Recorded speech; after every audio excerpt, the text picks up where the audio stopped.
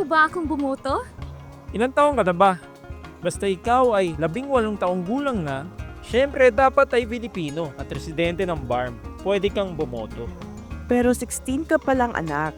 Sa 2028 ka pa makakaboto. Sa susunod, kapag magparehistro ka na, pwede mong ilagay na miyembro ka ng sektor ng kabataan at kababaihan. Oo nga anak. Sa Comelec Voter Education, binigyang diin din nila na bawat regional parliamentary political party dapat may 12 kababaihan sa kanilang listahan ng nominees. Makaboboto ka para sa mga reserve seats nila, kasama ng pagboto sa regional parliamentary political party at parliamentary district representatives. Ibig sabihin, marami pong babae ang pwedeng maging miyembro ng parliament?